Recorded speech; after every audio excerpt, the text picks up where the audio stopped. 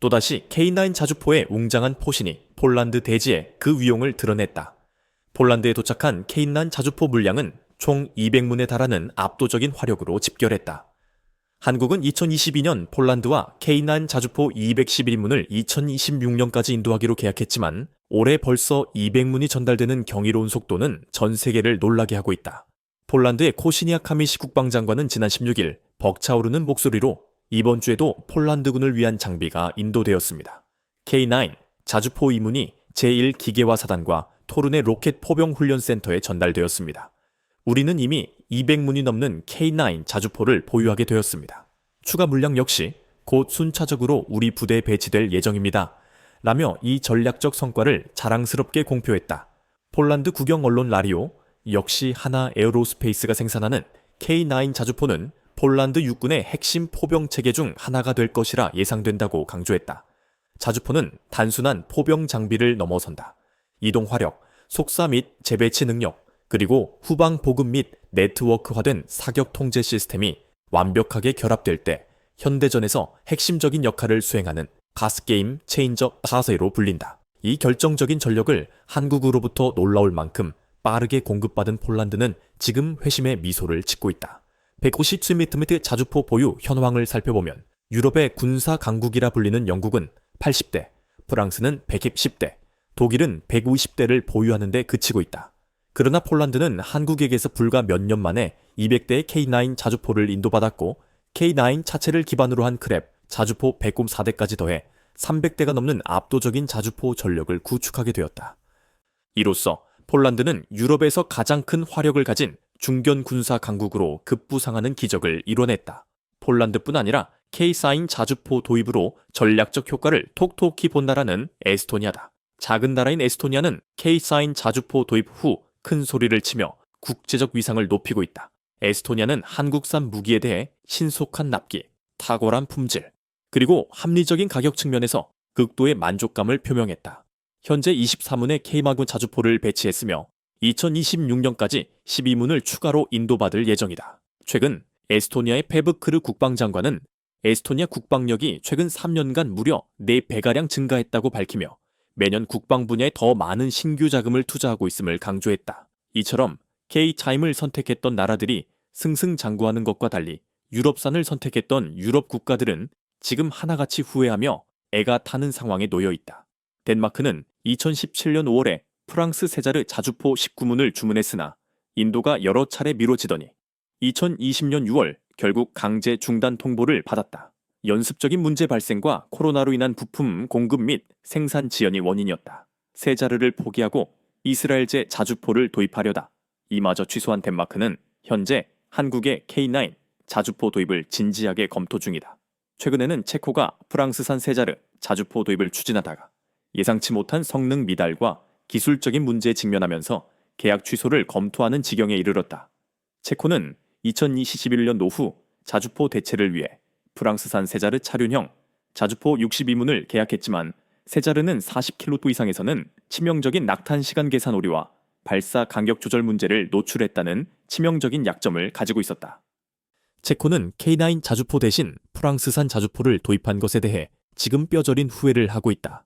이에 체코는 50km 이상에서도 경이로운 정확성을 보여주는 K9 자주포를 부러워하며 최근 폴란드의 빠른 납기까지 확인한 후 갈아타기 준비를 서두르고 있다. 이미 지난해 체코 전 총리를 비롯한 체코 방문단이 한국을 찾아와 K9 자주포를 직접 시승한 바 있다.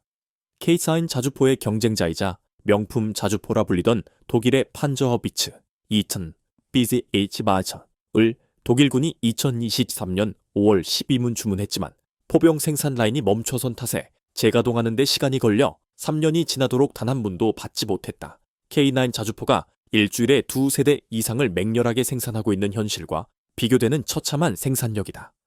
아직까지 성능 면에서 K9에 견줄 수 있는 자주포는 독일제 PZH 2000뿐이라는 평가가 있었지만 지금 상황에서 독일산 자주포를 사는 것은 바보라는 자조 섞인 목소리가 유럽 내에서 확산되고 있다. K나산 자주포의 판매 가격은 한 대당 평균 70억 원, 반면 PZH 2000의 생산 가격은 한 대당 무려 220억 원에 달한다.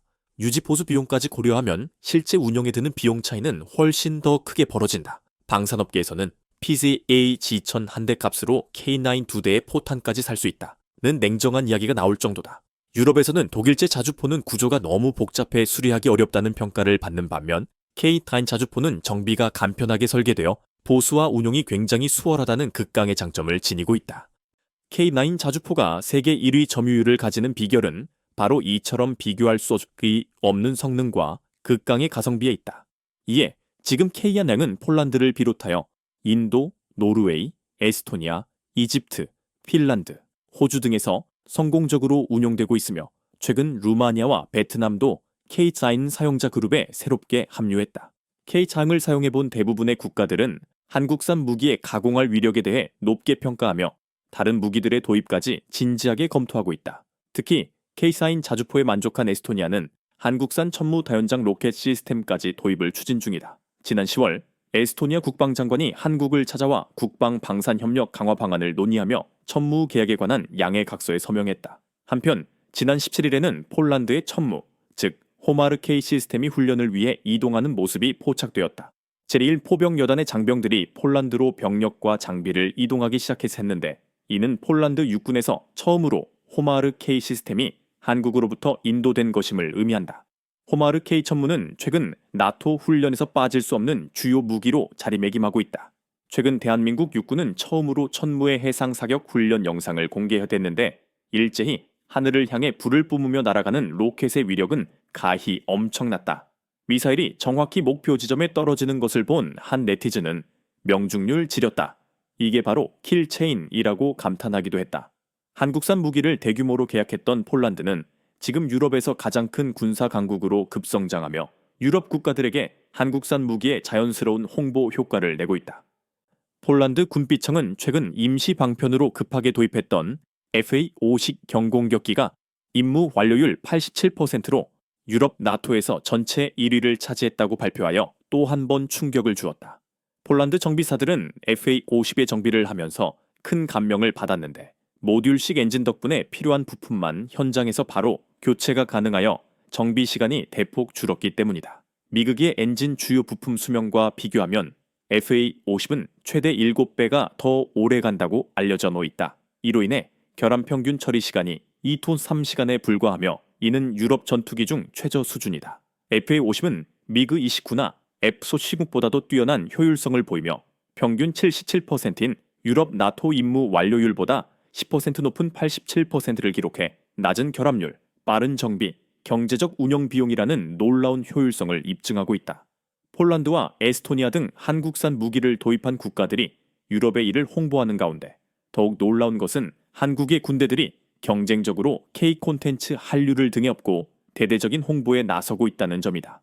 이것이 바로 K 콘텐츠를 담은 KMK Armaments의 폭발적인 시너지다. 최근 대한민국 공군과 해군은 유튜브에서 뜨겁게 경쟁하고 있는데 공군이 지난해 밤양갱에 이어 최근 소다팝 영상까지 대박 행진을 이어가자 육군도 공군과 해군을 이기겠다며 기습적으로 새로운 영상을 공개했다. 이 영상의 설명란에는 샤라웃 공군, 막차 육군, 이제 해군한테 내리셔야죠. 라는 도전적인 문구가 적혀 있었다. 영상의 제목은 노 육군 골든 서셜에 이었다. 이 영상에는 K2 전차, K-타운 자주포, K-39 천무와 함께하는 늠름하고 능글맞은 한국의 육군 전사들이 등장했다. 이 영상에 국내 네티즌들은 공군 또 이상한 거 올렸네 하고 들어왔는데 육군이었다. 발등에 불 떨어진 해군. 나 왜 울컥하는 거지? 대한민국 육군 파이팅입니다. 라며 뜨거운 반응을 보였다. 전 세계에서 이렇게 군대가 친근한 방식으로 홍보하는 나라는 한국이 유일할 것이라는 평가가 나오고 있다. 그 와중에 폴란드의 러시아를 향한 단호한 태도와 안보 위협이 예사롭지 않게 커지고 있다. 도널드 투스크 폴란드 총리는 18일 러시아 정보기관에서 오랫동안 근무한 우크라이나 시민 2명이 폴란드 철도망에 대한 2건의 방해 공작 용의자로 지목되었다고 밝혔다. 투스크 총리는 가해자들이 철도의 재앙을 일으키려 했다고 주장하며 이들이 러시아 특수기관과 연루되어 있다고 단언했다. 그는 우리는 전례 없는 사건에 직면해 있습니다. 증인에 있습니다. 이는 우크라이나에서 전면전이 발발한 이후 폴란드 안보 측면에서 아마도 가장 심각한 상황일 것입니다. 라며 위기 의식을 고조시켰다. 라도사프 시코르스키 폴란드 외무장관은 푸틴 러시아 대통령이 우크라이나를 정복하는 데 성공한다면 우리가 다음이 될 것이라고 생각합니다. 다시 러시아 식민지가 되기보다는 차라리 풀을 뜯어 먹겠습니다. 라며 결연한 의지를 피력했다. 영국 언론 더선은 18일 푸틴 폴란드 철도에서 대규모 폭발로 전쟁 준비라는 자극적인 제목으로 보도하며 러시아가 전쟁 준비 기간에 돌입했으며 폴란드에 대한 잠재적 침략 조건을 조성하려 한다고 경고했다. 영국 더선이 언급한 폴란드가 서둘러 구입한 전차와 로켓 시스템은 다름 아닌 한국산 K2 전차와 천무 호마르 K였다.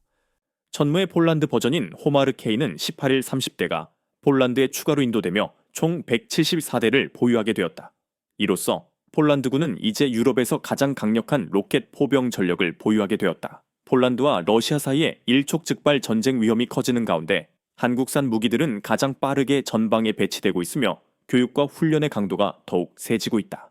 지난 17일 K2 전차 20대가 폴란드에 인도됨으로써 1차 도입 물량 총 180대가 전력화되었다. 폴란드는 이미 K2 전차를 전방 지역에 배치하고 있었으며 이번 물량 역시 신속하게 최전방 지역으로 보내졌다. K2 전차가 폴란드 제15 기계화 여단에 배치되는 영상이 공개되었는데 이 여단은 나토 동부 전선에서 가장 중요한 지역인 바우트비 인근 폴란드 북동부에 위치하고 있다. 이 핵심 부대는 기존의 PT-91 크바리드 전차를 K2 전차로 대체하는 작업을 진행 중이다.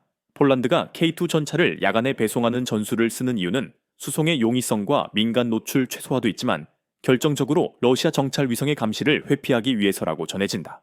낮에 이동하면 이동 경로, 규모, 배치 속도를 추적당할 수 있지만 야간 이동은 식별 난이도가 매우 높아 감시에 걸릴 확률이 현저히 줄어든다. 지금 러시아 입장에서는 폴란드의 K2 전차 180대가 단순한 전차 수준을 넘어선 전략적 공포를 불러일으키고 있다. K2 전차는 러시아의 오래된 전술 체계를 무너뜨릴 수 있는 진정한 게임 체인저이기 때문이다. 폴란드는 원래 T-72, PT-91 같은 느린 구형 전차를 주력으로 사용했지만 이번에 도입한 K2 전차는 최고 시속 70억 km를 자랑한다. 유럽 전차전의 핵심인 기동성 측면에서 K2 전차의 속도는 러시아 전차 체계를 무력화할 만큼 빠르다. 러시아의 서부 전선 전력은 우리가 빠르고 우리가 돌파한다는 전술이었으나 K2 전차의 등장으로 이제 나토가 빠르고 나토가 돌파한다. 는 상황으로 뒤바뀌면서 러시아 입장에서는 전술 패러다임 자체가 붕괴되었다는 냉혹한 현실에 직면했다. 또한 K2 전차는 센서, 열상 장치, 사격 통제 장치 모두 유럽 최상급이다. 먼저 보고, 먼저 조준하고, 먼저 마치는 압도적인 우위를 점하고 있다. 러시아 전차들은 열상 탐지 추적 능력이 서방보다 뒤처져 있어 장거리 야간 교전에서 K2 전체에 완패할 가능성이 매우 크다.